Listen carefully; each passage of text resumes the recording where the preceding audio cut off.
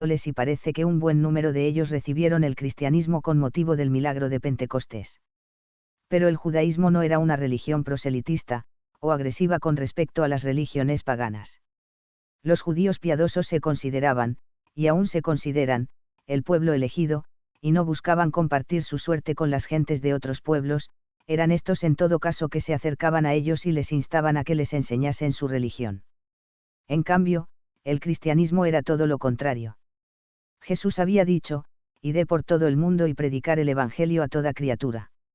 La misión de la Iglesia ha sido siempre, es y será, una labor misionera, y lo era de un modo particular en aquellos primeros siglos, cuando los primeros discípulos, enardecidos por la verdad que habían visto en la persona de Cristo, o que habían oído de labios de los apóstoles y discípulos que habían sido testigos de la presencia del Hijo de Dios en el mundo, no podían callar y se esforzaban de todas las maneras para cumplir las órdenes del Maestro y Jefe Supremo.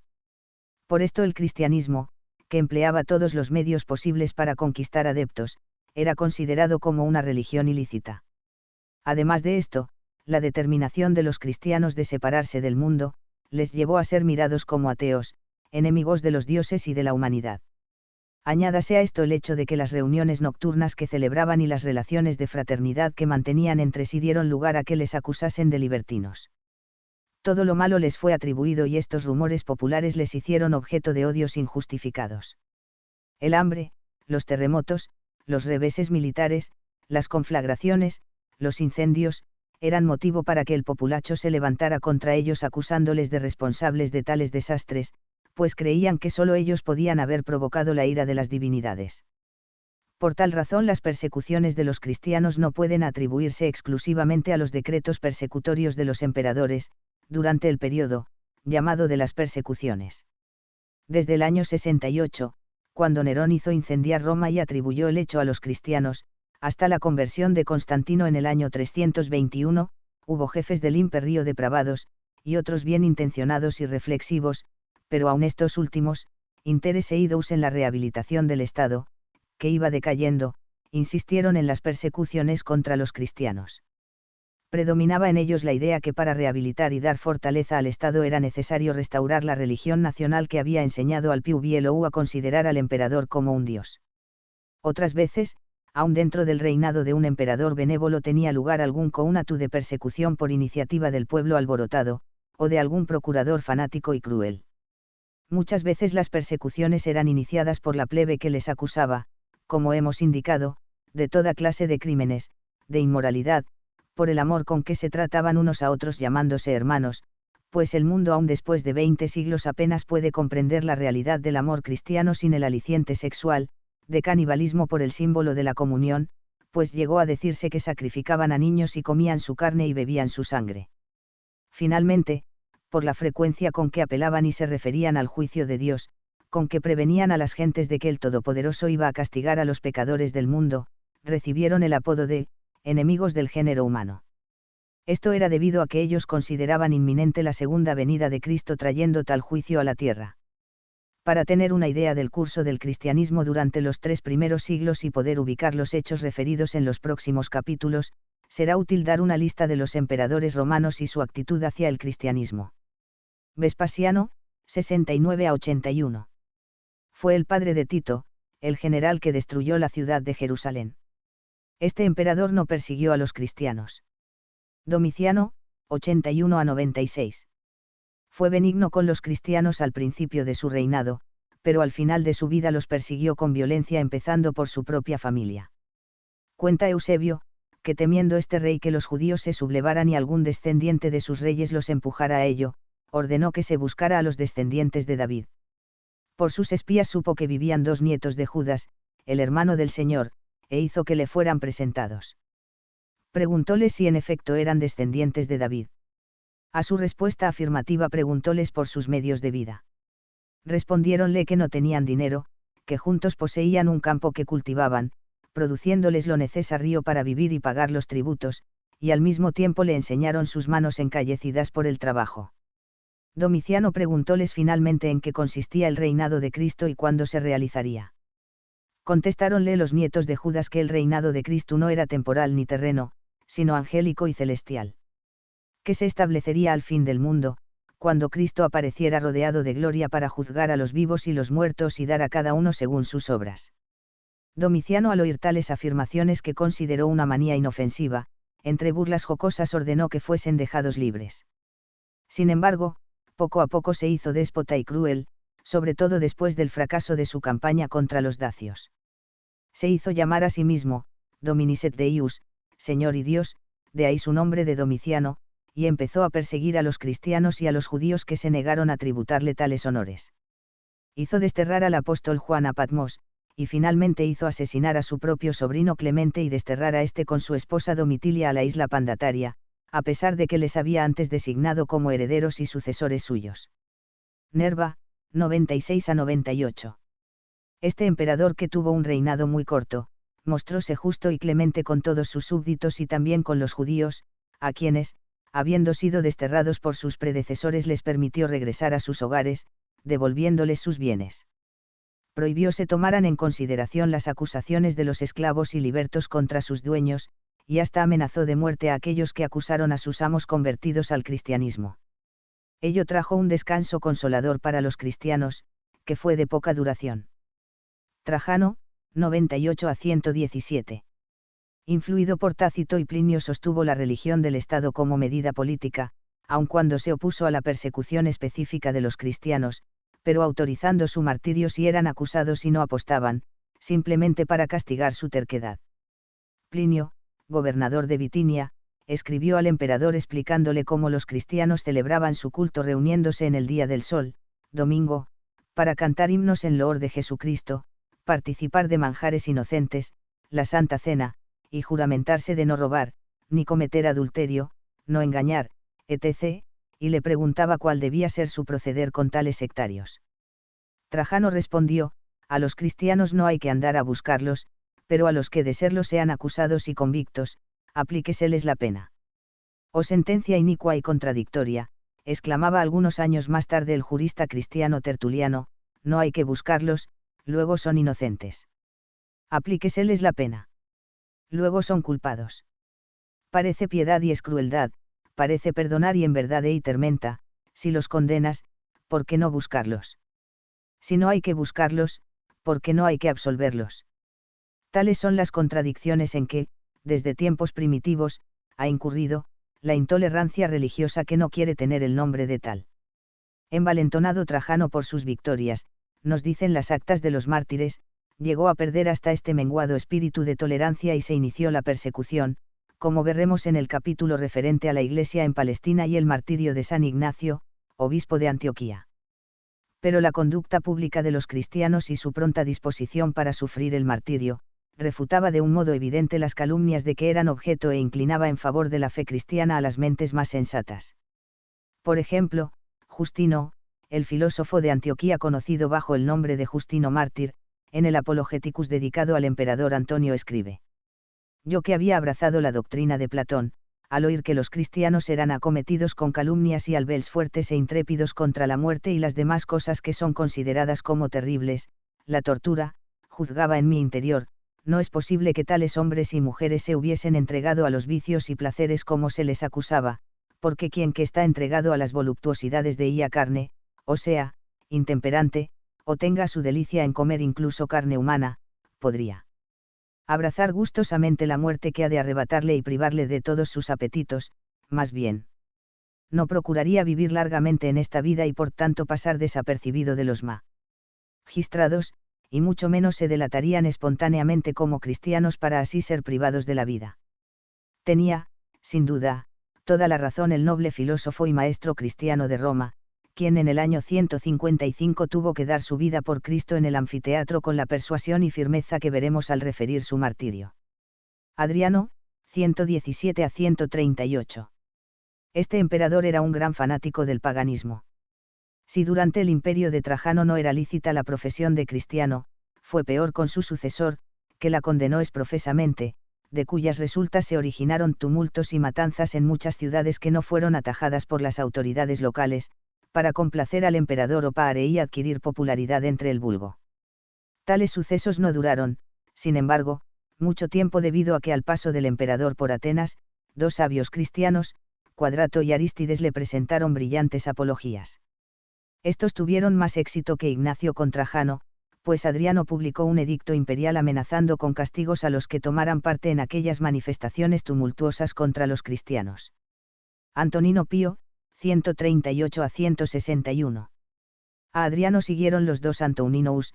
Antonino Pío era un príncipe humano y filántropo que no permitió que se considerara fuera de la ley a una parte de sus súbditos, y cuando con motivo de repetidas calamidades públicas el populacho empezó a vejar a los cristianos, promulgó varias órdenes para poner coto a tales violencias. Marco Aurelio, 161 a 180. Yerno de Antonino Pío, desplegó más celo que su suegro para mantener el culto pagano. Los cristianos fueron tratados tan rigurosamente en el Asia Menor que Melitón, obispo de Saardas, presentándose al emperador pudo interceder por las víctimas del furor popular. El nombre de Marco Aurelio está unido a todo lo piadoso y noble del paganismo clasiceo. Podría servir de ejemplo a muchos cristianos por la costumbre que tenía de examinarse a sí mismo cada noche. Desgraciadamente, no comprendió el Evangelio, que despreciaba, y su nombre figura entre los perseguidores de la nueva fe. Fue en sus días que sufrieron el martirio Justino mártir y Policarpo que referimos en capítulo aparte. Cómodo, 180 a 193. Este emperador era disoluto, tímido, pero desconfiado y cruel, no obstante, su actitud para con el cristianismo fue más favorable que la de sus antecesores gracias a la influencia de Marcia, su concubina favorita, quien simpatizaba bastante con los cristianos, pero sin llegar a convertirse, por lo menos en lo que conocemos, a causa del compromiso inmoral que tenía con el emperador. Séptimo Severo, 193 a 211. Este gobernante no decretó nuevas leyes contra los cristianos, pero exigió el fiel cumplimiento de las que ya existían. Durante su reinado sufrieron el martirio perpetuo y otros cristianos de África, según un famoso documento que nos ha sido legado. El obispo Clemente de Alejandría escribiendo sobre las persecuciones de esta época dice: muchos mártires están siendo quemados, crucificados y degollados diariamente ante nuestros ojos. En el año 202 y 203 el mismo Clemente fue obligado a abandonar su puesto para huir de la persecución, y el padre de Orígenes fue llevado al suplicio. Caracalla y Heliogábalo, 211 a 222. El primero, aunque de odiosa memoria, 211 a 217, no persiguió a los cristianos de un modo especial. El sirio Heliogábalo, 218 a 222, que se nombró a sí mismo sumo sacerdote de Baal Peor, procuró amalgamar el cristianismo con los abominables cultos de aquella divinidad, cuya locura no llegó a realizarse. Alejandro Severo, 222 a 235. Este noble emperador era bastante propicio al cristianismo. Su madre aprendió de Orígenes, el gran teólogo cristiano, los verdaderos principios de la fe cristiana y así los cristianos pudieron gozar de un periodo de paz que les permitió incluso edificar templos. El mismo emperador, hizo colocar en el templo de su palacio imperial, la imagen de Cristo, juntamente con las estatuas de Abraham, Orfeo y Apolonio de Tiana. Decio Trajano, 249 a 251. Este soldado italiano llevado al trono por el ejército consideró que el mejor medio de asegurar la unidad y estabilidad del imperio era rehabilitar la religión del Estado, que se veía mermada por los avances del cristianismo, por lo cual decretó que todos los cristianos debían participar en los ritos y ceremonias paganas y ello trajo una terrible persecución. La Iglesia, que gozaba por entonces de gran prosperidad, debida a la tolerancia de Alejandro Severo, no estaba preparada para la prueba. Denis, obispo de Alejandría, describe el efecto producido en aquella ciudad por el terrible decreto, del cual dice: nos sumergió a todos en la mayor consternación. Varios de los miembros más distinguidos de la Iglesia fueron los primeros en someterse. Unos por propio temor o empujados por los parientes y amigos se presentaron a cumplir el decreto. De los que fueron presos hubo, empero, un buen número que permanecieron firmes como benditas columnas del Señor, como veremos más adelante. Galo, 251 a 253. Corto fue el periodo de paz que siguió a la muerte de Decio. El motivo que encendió la persecución fue una peste, y el hambre producida por una larga sequía. El emperador, esperando obtener de los dioses el término de aquellas calamidades nacionales, ordenó a todos los ciudadanos que ofrecieran sacrificios. Los cristianos tuvieron una nueva oportunidad de mostrar la eficacia de la fe, con motivo de la peste. El obispo Denis, de Alejandría, escribe, los fieles, sin preocuparse del peligro que corrían, visitaban y cuidaban a los enfermos. Que se morían algunos. Con sus manos los levantaban, los apoyaban contra sus pechos y les cerraban los ojos y la boca, después los acostaban suavemente y los enterraban. Si después les atacaba el mal, alegremente se disponían a seguir a aquellos que les habían precedido y recibían a su vez de los hermanos la misma ayuda que ellos habían prestado a otros. En cambio, la generalidad de los paganos abandonaban a sus enfermos en medio de la calle porque, no teniendo la esperanza de los cristianos de la vida eterna, temían la muerte. Sia Cipriano exhorta a cuidar a todos los enfermos sin distinción, glosando las palabras de Cristo: si solamente cuidamos de nuestros hermanos, no hacemos más que lo que hace un pagano o un publicano. Ha llegado la hora de que por la caridad triunfemos por encima de todos nuestros enemigos. Valeriano, 253 a 260. En los comienzos de su reinado fue bastante benévolo para con los que profesaban la fe cristiana, pero la ocurrencia de calamidades públicas le llevó a publicar un edicto más sanguinario aún que el de Decio.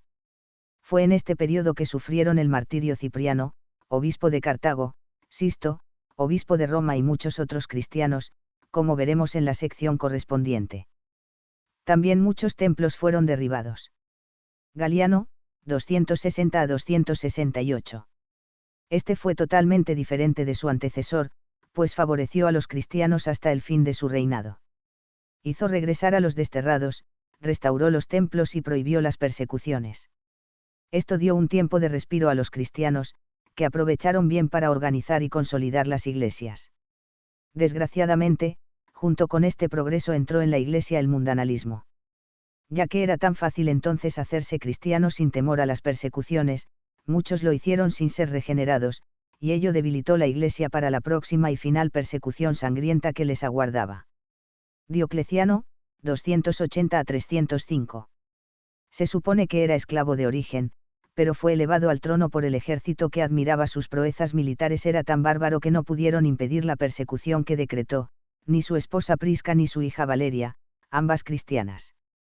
Comenzó publicando un decreto que obligaba a todos los soldados a sacrificar a los ídolos. Habiéndose incendiado su palacio de Nicodemia, 2 veces, culpó a los cristianos, del mismo modo como lo hiciera Nerón con el incendio de Roma por el mismo provocado.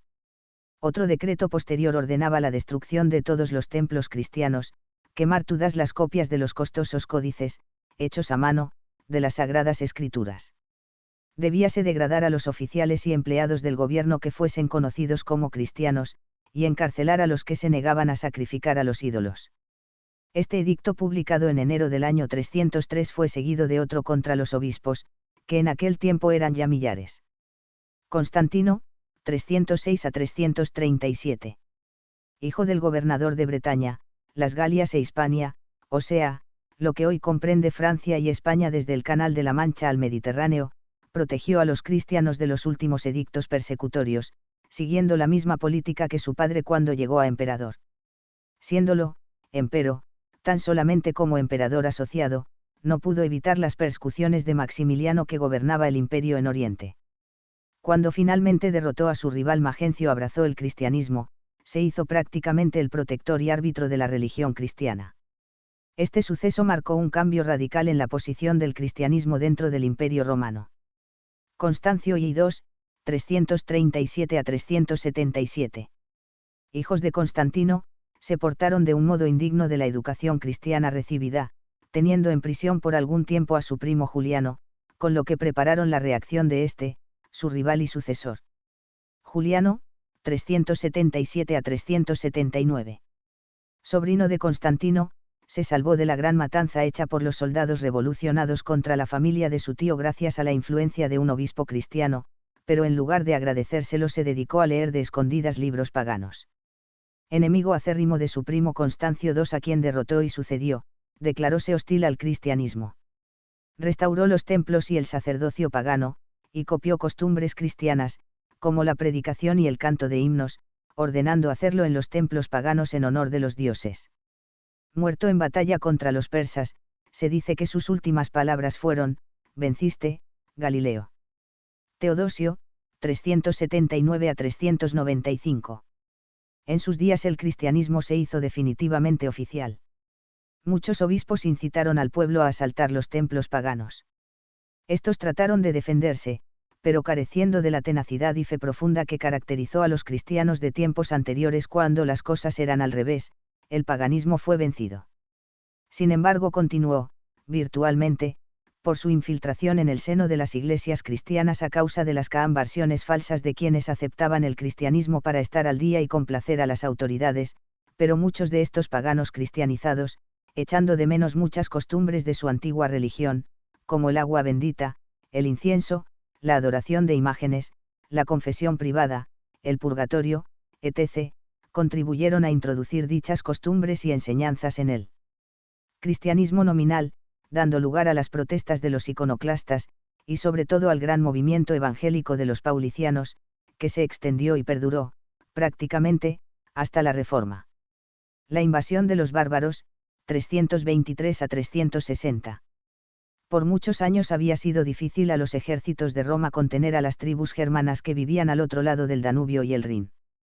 Estas gentes eran semibárbaras, ya que no poseían lengua escrita, eran, empero, valientes y fuertes físicamente, más que las decadentes legiones romanas y codiciaban las ricas tierras del sur y sus hermosas ciudades. La vida estable y el arte acumulado en ellas les atraían y seducían.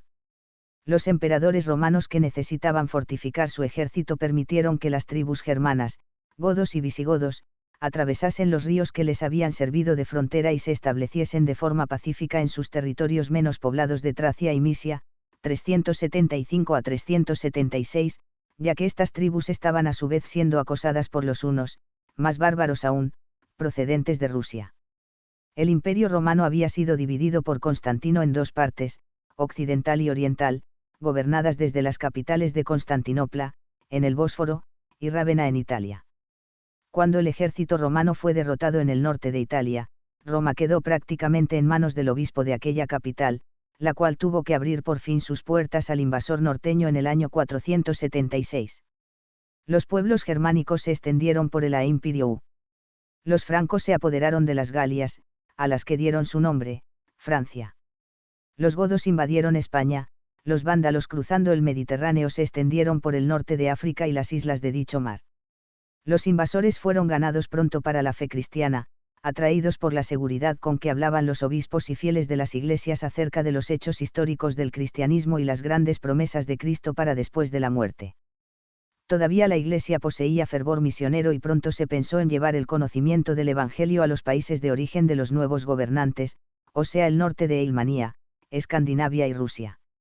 Desde aquí, en vez de seguir la historia por los nombres de los reyes, lo que sería difícil dada la diversidad de naciones de que tenemos que ocuparnos, vamos a hacerlo por naciones y por movimientos renovadores hasta el periodo de la Reforma. 4. La Iglesia de Antioquía. Martirio de su pastor, San Ignacio. Volviendo atrás de este bosquejo histórico-político de los emperadores que gobernaron el Imperio Romano en los 3 primeros siglos del cristianismo, tenemos que proseguir la historia desde el lugar que la deja el Nuevo Testamento. La Iglesia de Antioquía de Siria. Es la iglesia de la que salió el apóstol San Pablo para extender el cristianismo por Europa, y era, después de la iglesia de Jerusalén, el núcleo cristiano de más relieve. ¿Qué sabemos de esta iglesia tras del texto del Nuevo Testamento? Lo más importante que ha llegado a nuestra noticia es que existía allí, a finales del siglo I, un fiel pastor de almas llamado Ignacio. Su origen y antecedentes no son desconocidos, pues no poseemos otros datos que los que él mismo nos proporciona en sus cartas, en las cuales habla poco de sí mismo, pero tenemos muchas razones para suponer que nació alrededor del año 35, y que conoció en su juventud a Pablo y a Bernabé, y que había oído de fuentes muy cercanas a la persona de nuestro Salvador todos los hechos gloriosos de nuestra fe. Esto demuestran las preciosas cartas que de él poseemos. Viaje y martirio de Ignacio. El emperador Trajano, poco después de su correspondencia con Plinio, tuvo que pasar personalmente por Antioquía, capital de Siria, y en aquellos días una de las ciudades más grandes del imperio. El que poco antes había escrito que no se persiguiese a los cristianos pero que se les condenase si alguien les acusaba, ebrio de orgullo, por su victoria contra los dacios proclamó un edicto ordenando que los cristianos fuesen obligados a ofrecer los sacrificios a los dioses, entre los que se hallaba la propia imagen del emperador. Ignacio, esperando alejar la tempestad que amenazaba a su amada Grey, solicitó una audiencia del monarca. Este la aceptó, pero en lugar de escuchar sus razones, actuando, no como juez, sino como acusador, le dijo despectivamente: ¿Quién eres tú que como si fueras un demonio te complaces en desobedecer nuestras órdenes y persuades a otros para que hagan otro tanto? Al que lleva a Dios consigo no debe llamársele demonio, respondió Ignacio. Los demonios huyen de los siervos de Dios. Pero si me llamáis demonio porque soy enemigo de los demonios, merezco este nombre porque destruyo sus maquinaciones, por Jesucristo que mora en los cielos, que es mi Rey. Dícele Trajano. ¿Y quién es este que lleva a Dios consigo? Aquel que tiene a Jesucristo en su corazón. ¿Crees tú que no llevamos en nuestra alma a los dioses, y que éstos nos ayudan a combatir contra nuestros enemigos? Es un engaño llamar dioses a los demonios que adoran las naciones.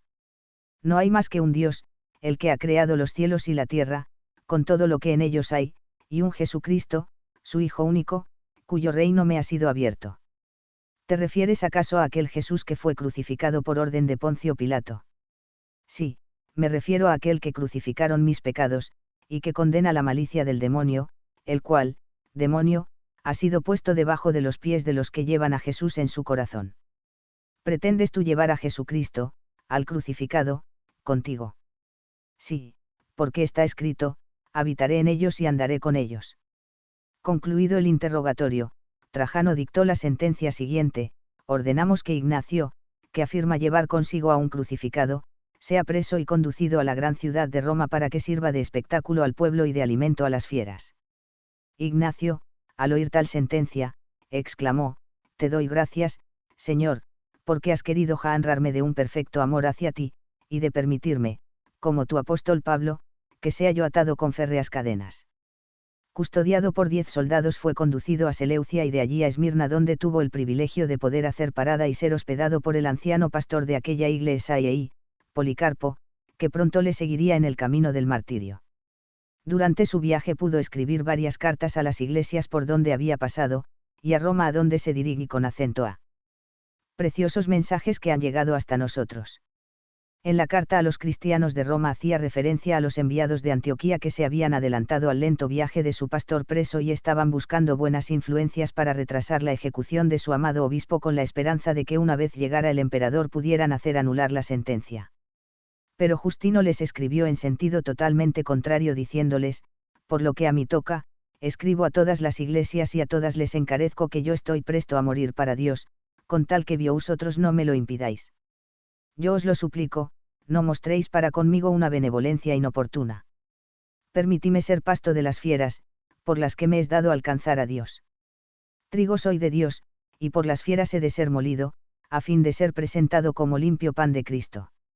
No os doy yo mandatos como Pedro y Pablo. Ellos fueron apóstoles, yo no soy más que un condenado a muerte, ellos fueron libres, yo, hasta el presente, soy un prisionero. Mas si lograre sufrir el martirio, quedaré liberto de Jesucristo y resucitaré libre en él, y ahora es cuando aprendo, encadenado como estoy, a no tener deseo alguno. Desde Siria a Roma vengo luchando ya con las tieras, por tierra y por mar, de noche y de día, atado que voy a 10 leopardos, es decir, pelotón de soldados, que hasta con los beneficios que se les hacen se vuelven peores. Ahora que en sus malos tratos, aprendo yo a ser mejor discípulo del Señor, aunque no por esto me tengo por justificado. Ojalá goce yo de las fieras que están para mí destinadas, y que hago votos para que se muestren veloces conmigo, yo mismo las azuzaré para que me devoren rápidamente. Perdonadme, yo sé lo que me conviene. Ahora empiezo a ser discípulo, es decir, imitador del Maestro. Que ninguna cosa visible ni invisible se me oponga por envidia a que yo alcance a Jesucristo. Fuego y cruz y manadas de fieras, quebrantamientos de mis huesos, descoyuntamiento, de miembros, trituraciones de todo mi cuerpo, tormentos atroces del diablo vengan sobre mí, a condición solo de que yo alcance a Jesucristo. Perdonadme, hermanos. No me impidáis vivir, no os empeñéis en que yo muera, viviendo la vida de este mundo, no entreguéis al mundo a quien no anhela sino ser de Dios, no me tratéis de engañar con lo terreno, dejadme contemplar la luz pura, llegando allí seré en verdad hombre. 6. Desde Esmirna, Justino fue llevado a Neápolis, siguiendo casi la misma ruta de San Pabielou, atravesó Macedonia a pie. Llegado a la orilla del Adriático, otro buque lo llevó a Roma. Los hermanos de Roma se apresuraron a ir a su encuentro, como medio siglo antes habían hecho sus antepasados con el apóstol Pablo, alegrándose de verle, al par que se afligían pensando que un hombre que les merecía tanta veneración viniese condenado al suplicio, y prosigue la crónica. Ignacio se arrodilló en medio de ellos y dirigió una ferviente oración al Hijo de Dios, pidiéndole que hiciese cesar la persecución y que no se relajara el lazo de amor que unía a los hermanos. Tocaban a su término los juegos en el anfiteatro de Flavio, el Coliseo, por lo cual, irrumpiendo los soldados, se apresuraron a conducirle allá. Un gentío inmenso llenaba el circo cuando el jefe venerable de los cristianos de Asia fue presentada para servir de diversión al pueblo. En presencia de aquella aglomeración de hombres y de mujeres, de senadores y de esclavos, que ocupaban las gradas, sufrió el martirio por el que suspiraba su alma ardiente. Las fieras fueron su tumba. Pero qué contraste tan maravilloso. En la tierra de la plaza tinta en sangre, la ferocidad de las fieras, la multitud de espectadores anhelantes, en presencia del cruel espectáculo. Mientras que en los lugares celestiales era recibido y gozaba de la presencia de Dios. Los escasos huesos que de Ignacio pudieron hallarse, fueron piadosamente recogidos y enviados a Antioquía con acento a donde fueron sepultados honrosamente. 6. Véase, Carta de San Ignacio a los Romanos, Caps. 4. Abiel. Trad de P. Daniel Ruiz Bueno. Cartas Camino del Martirio, volumen 4, páginas 124-127. 5. Persecución en las primitivas iglesias de Asia Menor. Estamos familiarizados por la lectura del Nuevo Testamento con el origen de las iglesias, casi todas fundadas por San Pablo en las grandes ciudades del Asia Menor, y con los nombres de las 7 iglesias mencionadas en los 3 primeros capítulos del Apocalipsis, en mensajes que el mismo Señor envió por medio del apóstol Juan desde su destierro en la isla de Patmos, a fines del siglo I. Ello enardece nuestra curiosidad para saber qué ocurrió en tales comunidades cristianas, y cómo se cumplieron las cosas que el Señor reveló acerca de ellas. Es necesario aquí tener presente que aun cuando dichas iglesias han sido consideradas por muchos comentadores como símbolo de diversos periodos en la historia de la Iglesia Universal, las cartas fueron enviadas, en primer término, a iglesias reales que existían en los días de Juan y por varios siglos después. ¿Qué les ocurrió, pues, a tales iglesias? ¿Cómo testificaron del Señor sus principales héroes y mártires? Policarpo. Sin duda alguna el ángel de la iglesia de Esmirna, Apocalipsis 2, 8, cuando Juan escribió dicho libro profético, era el pastor conocido en la historia con el nombre de Policarpo. Todas las noticias que nos han llegado de él, coinciden con un fiel ministro del Evangelio, campeón de la más pura tradición apostólica. El joven Ireneo le oyó referir sus conversaciones con el apóstol Juan. Tenemos de él parte de una carta que escribió a la iglesia de Filipos, la cual muestra interesantes detalles de la vida de las iglesias primitivas. Es una advertencia contra la herejía y un testimonio en favor del Nuevo Testamento, ya que incluye citas de 13 de los libros apostólicos. Policarpo visitó Roma en el año 155 donde convirtió a la fe genuina de Jesucristo a herejes valentinianos y marcionistas y disputó con el propio Marción. No mucho después del paso de Ignacio por la ciudad de Esmirna se desencadenó una gran persecución contra los cristianos en toda Asia Menor. Esto es lo que Juan había profetizado en los 3 primeros capítulos del Apocalipsis. Se ha conservado un precioso documento que es una carta escrita por la iglesia de Esmirna a la iglesia de Filomernia en Frigia, en la cual se relatan los tormentos que sufrían los cristianos y el entusiasmo y valor demostrado por los mártires. Cuenta esta carta de un creyente llamado Germánico, quien una vez arrojado a las fieras, en vez de temblar ante ellas las excitaba. La multitud se maravillaba del valor de los cristianos, sin que por eso los mirara con más simpatía, antes al contrario, el valor de Germánico excitó de tal manera a la muchedumbre que empezaron a gritar, matad a los ateos que traigan también a su jefe, Policarpo. Al principio, Policarpo, se había propuesto no salir de la ciudad, pero cediendo a las instancias de sus amigos salió por fin a una casa de campo, donde perseveraba en oración. 3 días antes de ser preso tuvo una visión, la almohada donde apoyaba su cabeza la vio rodeada de llamas. Voy a ser quemado por Jesucristo, dijo proféticamente a los que se encontraban en su compañía. Uno de sus criados que había sido preso no pudiendo soportar la tortura denunció dónde se hallaba Policarpo, quien avisado oportunamente desdeñó la ocasión que se le ofrecía de huir a otro lugar, contestando a los que se lo suplicaban, cúmplase la voluntad de Dios. Cuando le avisaron la llegada de sus perseguidores, bajó de la cámara alta, y ordenó que se les diera de comer, al par que suplicaba a sus enemigos, que le concedieran un momento para consagrarse a la oración. En sus ruegos, acordóse de todas las personas que había conocido, grandes y pequeños, dignos e indignos, y oró por la Iglesia esparcida por todo el mundo. Así permaneció durante más de 2 horas, con tal unción, que los que habían ido a prenderle, lamentábanse de la suerte de un hombre tan piadoso y tan venerable. Después fue llevado a la ciudad, montado en un borrico. Antes de llegar a ella, encontraron al primer magistrado que iba acompañado de su padre, y haciéndole subir a su carruaje, procuraron hacerle vacilar en su fe. Se daba la casualidad, dicen los autores de la crónica, que el primer magistrado de la ciudad tenía el mismo nombre que el que intervino en el juicio del Señor de la Gloria, pues se llamaba Herodes, y su propio padre Nicetas. Vamos, le decían, qué mal puede venirte si te decides a sacrificar, pronunciando sencillamente estas palabras, Señor César.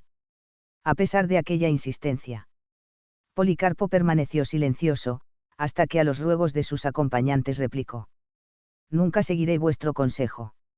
Ellos enojados, le injuriaron y le arrojaron del carro con tanta violencia, que se produjo una dislocación en un pie. Impasible ante el mal que le aquejaba, hostigó a su cabalgadura, para llegar cuanto antes a la ciudad. Ya en el cisco, miró resignado a aquella multitud que lo llenaba, ávida de la sangre del varón ferviente. Mientras entraba, añade la carta, oyóse una voz del cielo que decía: Esfuérzate, Policarpo, ten valor, al tiempo que la muchedumbre daba gritos ensordecedores al verlo en la pista. Conducido a la presencia del procónsul, preguntóle éste: ¿Eres tú Policarpo? Sí, contestóle. Pues jura por la fortuna de César, arrepiéntete, y di, que los ateos sean cercenados de este mundo. Policarpo, volviéndose gravemente hacia la multitud que le rodeaba, y señalándola con la mano, mirando al cielo, gimió diciendo: Sí, que los ateos sean cercenados de este mundo. Jura por la fortuna de César, añadió el procónsul. Maldice a Cristo y te devuelvo la libertad. Hace 86 años que le sirvo y no me hizo ningún daño, ¿cómo podré maldecir a mi Rey y Salvador? Ya que parecéis ignorar quién soy, os diré con franqueza que soy cristiano. Si queréis saber en qué consiste ser cristiano, indicadme al día, y yo os lo diré. Dirigíos al pueblo. Yo he aprendido a honrar a los poderes establecidos por Dios, motivo que me obliga a responderos. En cuanto al pueblo, no lo considero digno de que oiga mi defensa. 7. Tenemos fieras a las que os echaré si no os arrepentís. Haced lo que queráis, no es posible abandonar el bien para abrazar el mal. Ya que no teméis a las fieras, seréis quemado vivo, si no os arrepentís.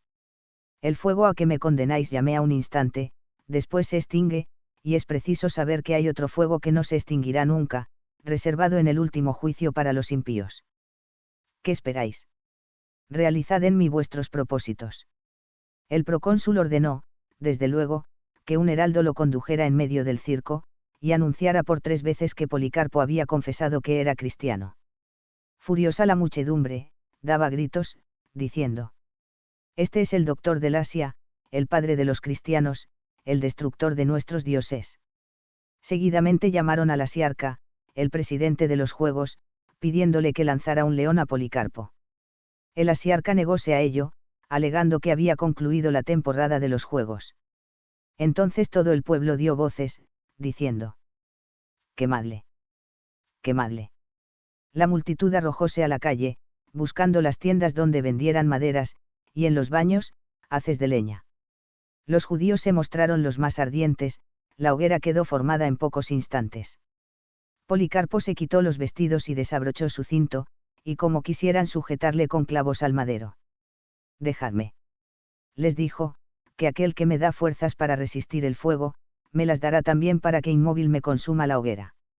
Entonces le ataron con sogas, y Policarpo dirigiendo la mirada al cielo dijo: Señor, Dios Todopoderoso, Padre de Jesucristo, tu Hijo amado y bendito, por quien hemos recibido la ventura de conocerte. Te doy gracias porque me has juzgado digno de este día y de esta hora, contándome entre el número de tus mártires, y haciendo que participe con ellos del cáliz de Jesucristo, para resucitar alma y cuerpo a la vida eterna y gozar de la incorruptibilidad por su Santo Espíritu. Pueda yo ser recibido hoy en medio de tus elegidos como víctima agradable. Oh, Dios verdadero y fiel. Como lo habías preparado y manifestado de antemano, así lo has cumplido.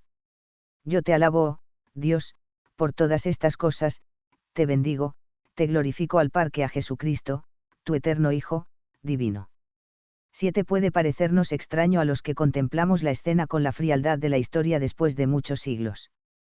Que Policarpo no aprovechara la ocasión para predicar al pueblo como hicieron otros mártires, pero debemos tener en cuenta lo excitada que estaba la multitud en el anfiteatro de Esmirna, que según relata la crónica bastó que el heraldo gritara, Policarpo persiste en ser cristiano, para que el pueblo prorrumpiera en gran griterío pidiendo su muerte. Y muchos se lanzaron a la calle en busca de leña, cuando se decidió que en vez de ser arrojado a las fieras debía ser quemado. Un auditorio tan mal dispuesto, ciertamente, ni era digno de oír su defensa, ni tampoco la hubiera escuchado. Y amado, al cual, como a ti y al Espíritu Santo, sea la gloria desde ahora y para siempre. Encendida la hoguera, se levantó una gigantesca llamarada que formó alrededor del cuerpo del mártir, como una bóveda parecida a la vela hinchada de un buque, semejando oro o plata que brilla en el crisol, al mismo tiempo que el cuerpo de aquel sufrido mártir desprendía un olor suave a incienso mezclado con perfumes deliciosos. Uno de los verdugos, viendo que el fuego no llegaba a él, se acercó y le atravesó con una espada. De la herida manaba sangre, con tal abundancia, que casi apagó el fuego. Los cristianos querían recoger sus huesos medio calcinados, pero los paganos rogaron al procónsul que no lo permitiera. Tal vez, decían, olviden al crucificado para adorar a Policarpo. Como si fuera posible, añaden los autores de la carta, abandonar a Cristo, que sufrió por la redención del mundo entero, para adorar a otro. Nosotros adoramos a Cristo, en cuanto a los mártires, solamente los rodeamos de nuestro respetuoso amor, porque han sido los imitadores del Salvador y de sus discípulos. Los fieles recogieron sus calcinados huesos, de más valor para ellos, que las alhajas más preciosas y que el oro más puro.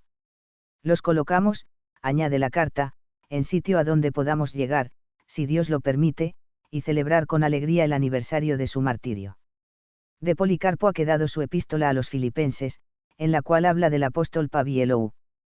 Cuando estaba entre vosotros, les dice, os enseñaba, fiel y constantemente, la palabra de verdad, cuando estuve lejos de vosotros os escribí una carta, si queréis edificaros en la fe, la esperanza y la caridad, estudiadla con cuidado. Su epístola se compone, casi enteramente, de citas bíblicas y referencias a pasajes de Pablo. Añadamos que Policarpo no escribió solo en su nombre, sino también en el de los presbíteros y ancianos que estaban con él.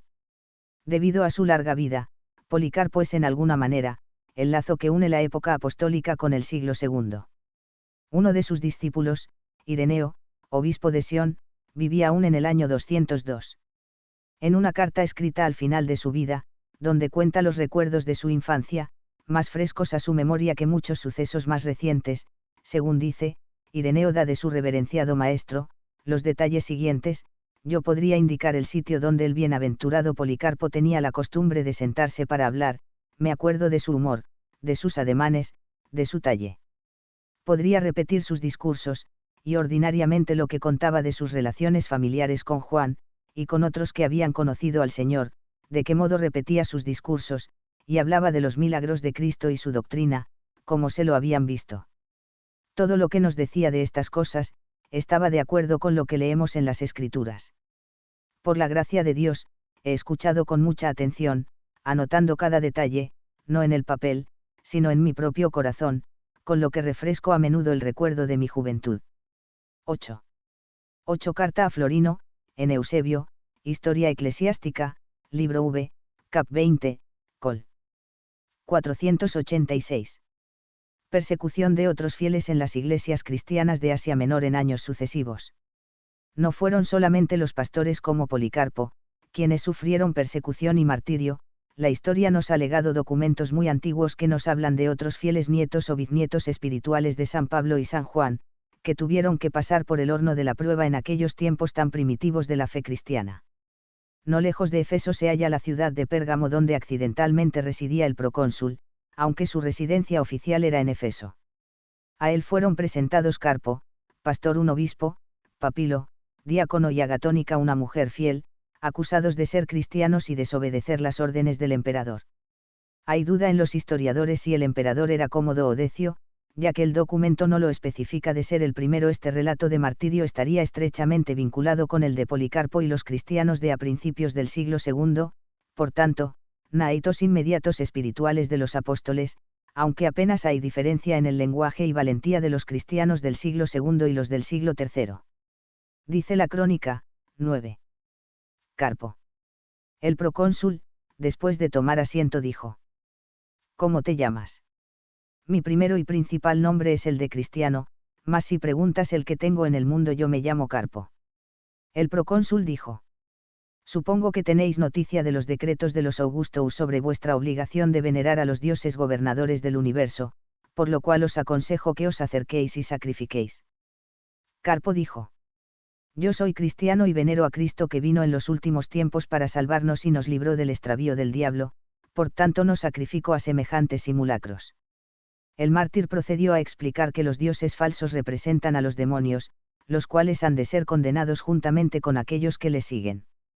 El procónsul, irritado, dijo: Sacrificad a los dioses y no digáis tonterías. Carpo, sonriendo, contestó: Perezcan los dioses, que no han hecho ni el cielo ni la tierra. El procónsul dijo: Es menester que sacrifiques, pues así lo ha ordenado el emperador. Carpo contestó: Los vivos no sacrifican a los muertos. El procónsul contestó: 9. Eusebio, en su Historia Eclesiástica, libro 4, cap 15 a 48, cita los nombres de estos mártires, después de narrar el martirio de San Policarpo y aludir al de Pionio, diciendo: corren además notas. Estas aparecieron en latín desde el siglo X, pero el texto original griego lo descubrió el arqueólogo Ubi y lo publicó por vez primera en diciembre de 1881, en Revue Archaeologique, páginas 348 a 360. Muertos te parecen a ti los dioses. Carpo declaró: ¿Quieres escucharme? Esos dioses no fueron ni siquiera hombres que vivieran un tiempo para poder morir. Ahora, si quieres saber cómo esto es verdad, quítales los honores y te convencerás de que no son nada, es decir, son materia terrena que con el tiempo se corrompe.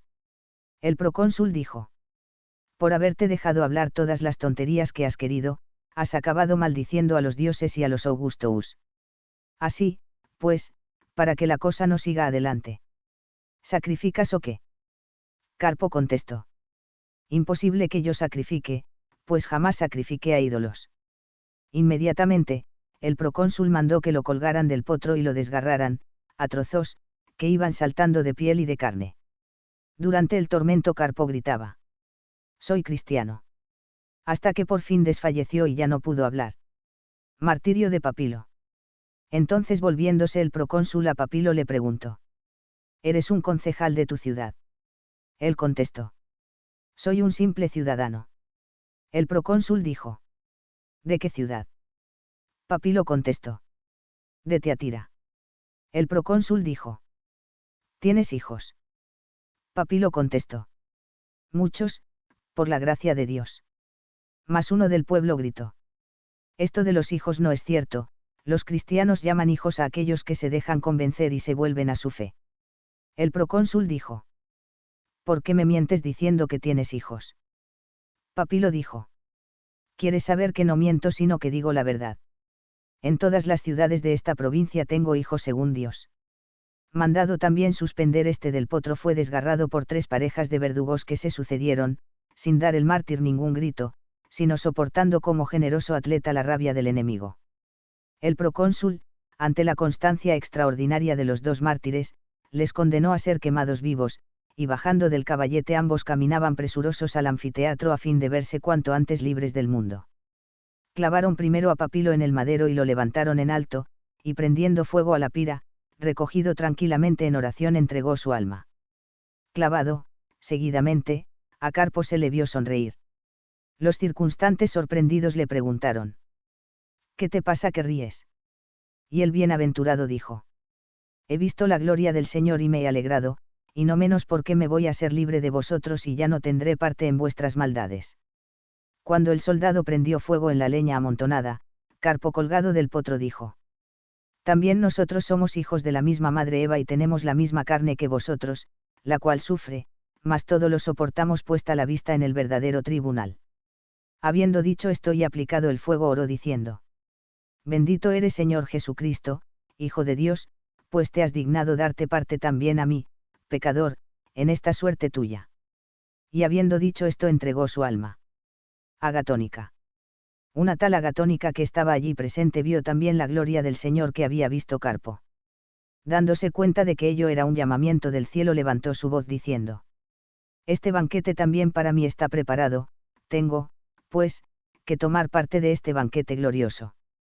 Mas el pueblo gritaba diciendo: Ten lástima de tu hijo. A lo que la bienaventurada agatónica respondió: Dios tiene, y puede tener lástima de él, pues él es quien provee a todo, pero yo, ¿para qué quiero quedarme aquí? Y despojándose de su manto ella misma se fue a colocarse, arrebatada de júbilo, en la hoguera. Los que la veían no podían contener las lágrimas diciendo: Duro juicio e injustos decretos. Asida ya al poste y alcanzada por el fuego gritó por 3 veces: Señor, Señor, Señor, ayúdame, pues en ti he buscado mi refugio. Y así consumó su martirio y entregó el espíritu al Santo de los Santos. Pionio y otros mártires de Esmirna. Tenemos un conmovedor relato de martirio ocurrido en otra de las 7 iglesias del Apocalipsis, en la ciudad de Esmirna, durante el reinado de Decio. Dice el acta de los mártires.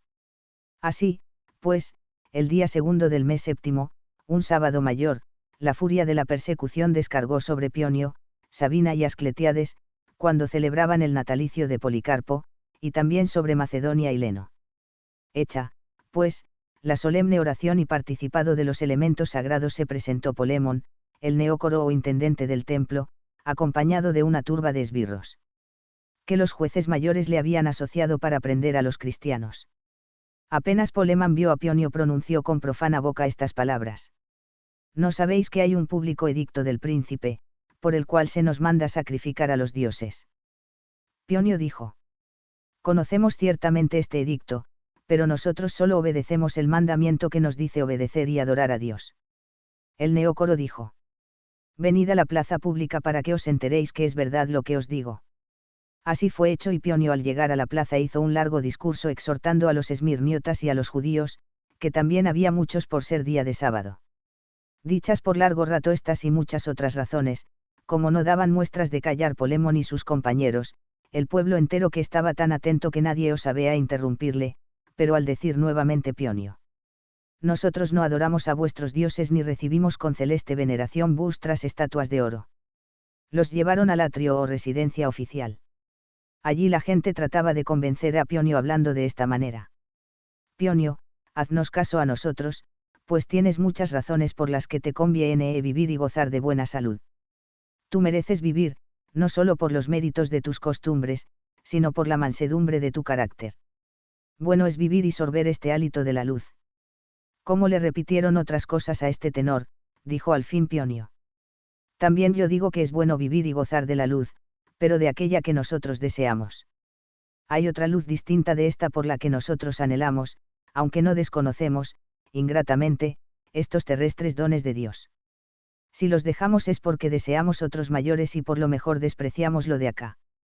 Por mi parte, yo os agradezco que me tengáis por digno de amor y de honor, sin embargo, sospecho en vosotros una asechanza, y siempre dañaron menos los odios declarados que las arterras caricias. Como el pueblo se disponía a ir al teatro para escuchar mejor algún otro discurso de Pionio antes de ser ejecutado, alguien le dijo a Polemón que si concedía al bienaventurado o mártir poder hablar se originaría algún tumulto en el pueblo. Polemón dijo entonces a Pionio: Si te niegas a sacrificar, ven por lo menos al templo. No conviene a vuestros ídolos que nosotros entremos en los templos, respondió Pionio. Polemón dijo: Luego, de tal modo, te has cerrado de alma que no hay manera de persuadirte. Pionio replicó: Ojalá pudiera yo moveros y persuadiros a vosotros que os hagáis cristianos. Algunos, haciendo burla de esta palabra, dijeron a gritos: Dios nos libre. ¿Para qué nos quemen vivos? Pionio respondió: Peor es arder después de la muerte. Sabina. En medio de este altercado de palabras vieron que Sabina se reía, y como amenazándola le dijeron. ¿Te ríes? Respondió ella. Me río, así lo quiere Dios, porque somos cristianos y felices por esto. Entonces le dijeron. Tendrás que sufrir lo que sabes, porque las que no quieren sacrificarse las destina a los lupanares y allí hacen compañía a las meretrices y son ganancia para los rufianes. Ella respondió. Sea lo que Dios quiera. Pero no fueron sacrificados aquel día, sino llevados todos a la cárcel y encerrados en la parte más oscura de la prisión, a fin de que privados de todo socorro y de toda luz, tuvieran que soportar todo género de molestias por el lugar tenebroso y maloliente de la cárcel. En aquel lugar parecía que habían desaparecido del mundo, mas ellos se ocupaban en entonar himnos a Dios. Como, pues, se prolongara por mucho tiempo su prisión, muchos paganos entraban en la cárcel con intención de convencer a Pionio. Mas al oír ellos hablar a Pionio se le llenaran de tal admiración, que poco faltó para que no recibieran el castigo. Finalmente vinieron a la cárcel, Polemón, acompañado de una turba de seguidores gritando. Vuestro obispo ha sacrificado ya y el magistrado os manda venir a toda prisa al templo. Pionio le contestó increpándole y diciendo que no tenía derecho a sacarles de la cárcel hasta que viniera el procónsul. A esto el comandante Turmario, como entonces se llamaban a los verdugos, replicó. Pues si te niegas a obedecer a mis órdenes pronto te darás cuenta de lo que puede el tormento. Y diciendo y haciéndole echó una soga al cuello con tanta fuerza, que cerrándole la garganta apenas podía respirar y le entregó a los alguaciles para que lo condujeran al templo. Como Pionio hiciera resistencia lo levantaron en vilo y lo llevaron al templo. Pionio hizo allí otro discurso más breve, comparando su caso con el de Sócrates que fue condenado injustamente. Después de esto trataba de poner a viva fuerza en la cabeza de Pionio las coronas que los sacrílegos acostumbran llevar, pero él las deshizo y arrojó sus pedazos ante los mismos altares que acostumbraban adornar, y como les acercaran la carne de las víctimas que debían poner sobre el altar, los cristianos iban clamando. Somos cristianos. Y los volvieron a la cárcel, colmándoles de injurias. Al cabo de unos días vino el procónsul a Esmirna, y presentado Pionio al tribunal, una vez hecho el interrogatorio de costumbre le dijo el procónsul. Como tienes prisa por morir, serás quemado vivo. Y mandó leer la sentencia de la tablilla.